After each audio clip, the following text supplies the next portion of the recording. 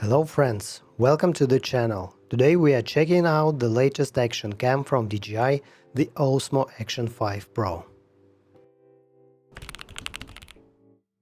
Let's start with a common question, why not GoPro? The biggest reason is the sensor size. The GoPro Hero 13 still uses a tiny 1/19-inch sensor that's roughly half an inch. Meanwhile, DJI uses a 1.3-inch sensor, around 0.77 inches. That gives better image quality, especially in low light and shadows. GoPro users often complain about overheating and software issues. DJI has the edge here too.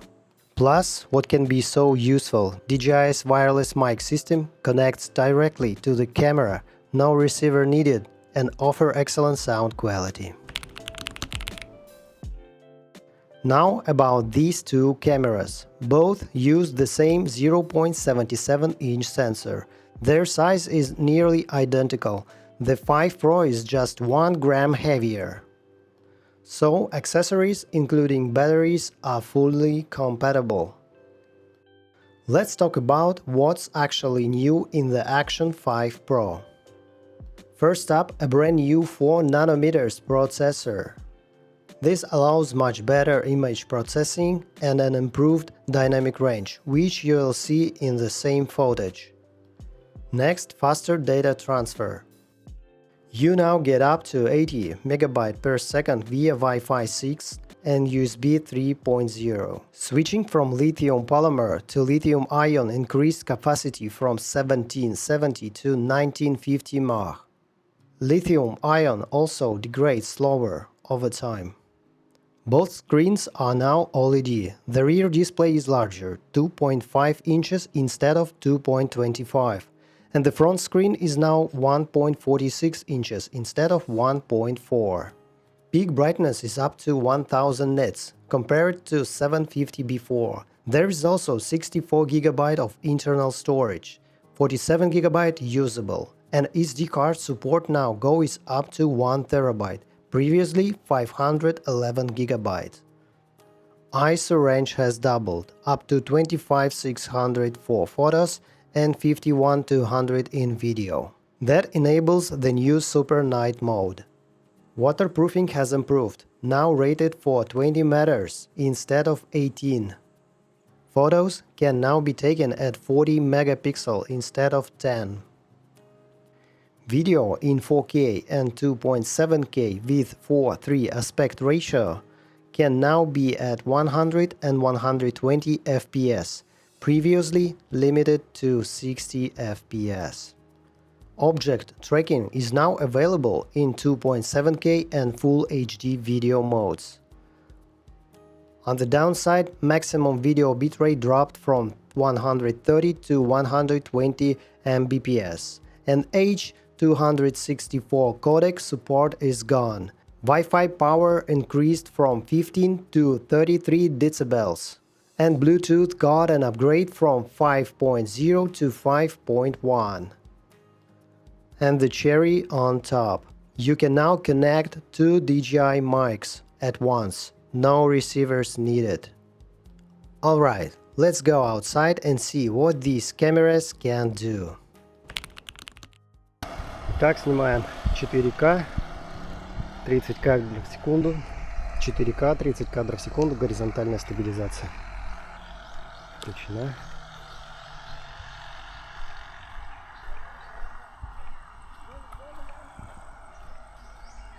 Сейчас.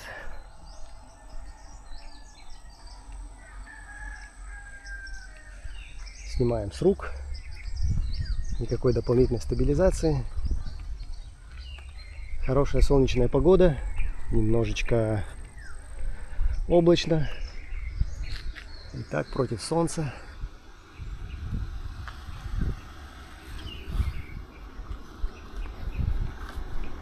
И немножко пробежимся.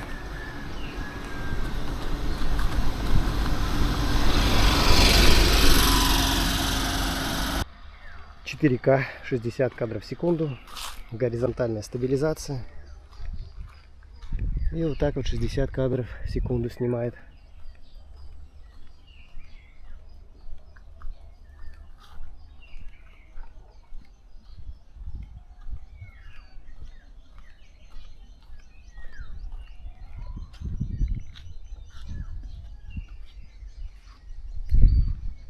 Немного пробежимся.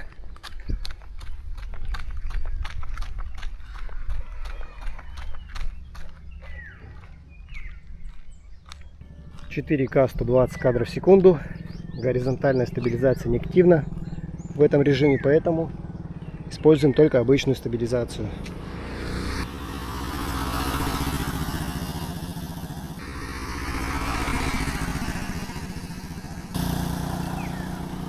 Эффект замедленной съемки делаем.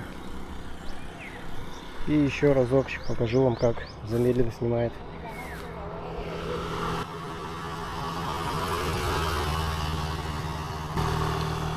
Вот так вот. 120 кадров в секунду. И пробежимся в 120 кадрах в секундах немножечко. Как видите, горизонтальной стабилизации уже нет.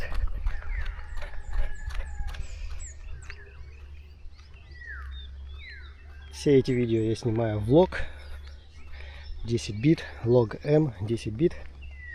И затем в DaVinci использую стандартный LUT профайл от DJI для восстановления цветовой гаммы и насыщенности.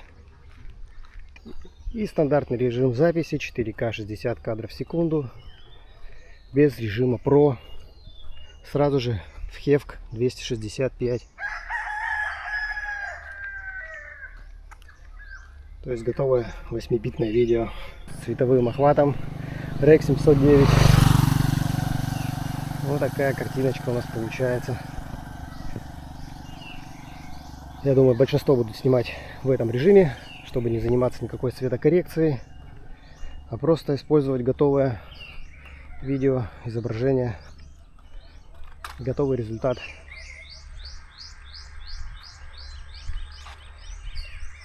Вот такая вот картиночка получается у нас. 60 кадров, немного пробежимся. И снимем машинку. Вот так вот нас поприветствовали.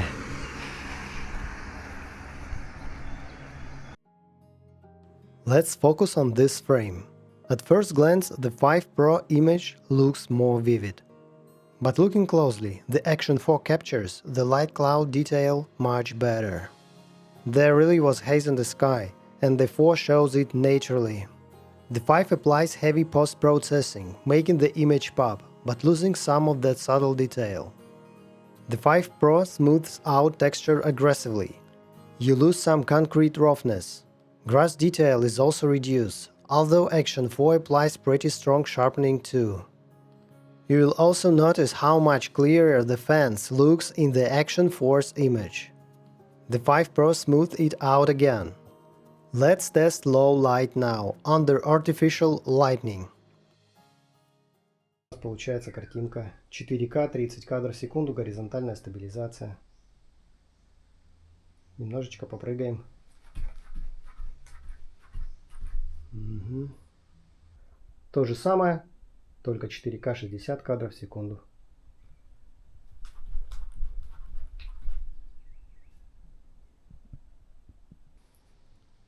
И 120 кадров в секунду. И немножечко попрыгаем. И снимем какой-нибудь быстро движущийся объект.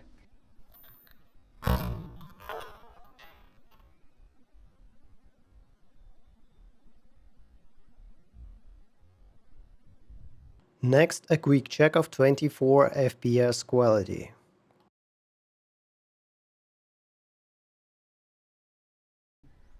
При недостатке освещенности, так как у нас всего 24 кадра.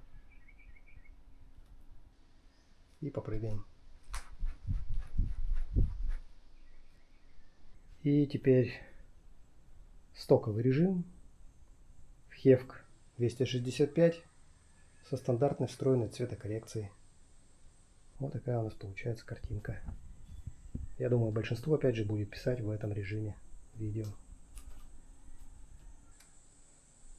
Можем сравнить, как от лампы идут пересветы. И посмотреть, как в тенях у нас отрабатывает. I'd also like to say a few words about low light performance. On the 5 Pro, noise reduction works much more effectively, and the dynamic range is noticeably improved. Overall, the image just looks more appealing on the 5 Pro. So if you often shoot in low light and don't want to bother with heavy post-processing, then the 5 Pro is clearly the better choice in that scenario. So, what do we have in the end? It's basically the same camera at its core, but with a faster process that squeezes more out of the sensor. Sometimes that's good, but not always. Menus and UI are snappier. Though honestly the Action 4 was already smooth and bug-free. If you already own the Action 4 and don't need dual mic support, there is not much reason to upgrade. But if you don't have an action camera yet, it's worth weighing the options, especially since the Action 4 is now cheaper and often discounted.